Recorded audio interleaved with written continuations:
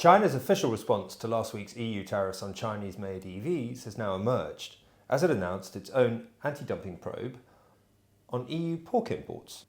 Simultaneously, Beijing has set to smoothing out its bilateral trade and infrastructure relations with two of its key regional strategic partners, Australia and Malaysia.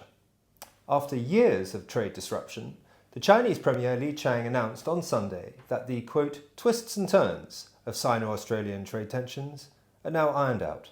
He celebrated a, quote, more mature, stable and fruitful comprehensive strategic partnership, and no more so than in Perth, and with the global metal mining company Fortescue, citing its potential for growing a Sino-Australian green iron ore industry. Premier Li also visited Chinese-controlled Tianqi lithium's processing plant south of Perth to underscore China's interest in investing in critical minerals. To be sure, when Premier Li met Prime Minister Albanese yesterday, China's position in the supply chain of critical minerals will have been top of the agenda. This bilateral camaraderie is a smooth diplomatic salve to the Australian government's recent divestment order to China-linked entities with shareholdings in rare earths developer Northern Minerals, as covered in last week's Bedford brief. And Premier Li has now gone to Malaysia to meet Prime Minister Anwar Ibrahim.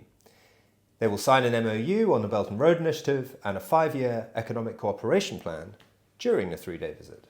President Anwar, who will visit Beijing himself in November, will also be pressing Malaysia's biggest trading partner to join the BRICS Plus group.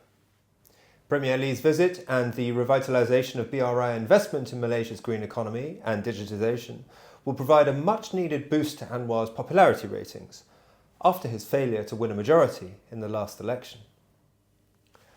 We expect China to seek influence and build relationships with Malaysia, but Australia is both a member of AUKUS and Five Eyes, and also a key strategic ally in the Mineral Security Partnership nexus. This display of economic and trade diplomacy between China and Australia could, to say the least, frustrate many stakeholders that are seeking to divest China from their mineral supply chains. Thanks for watching.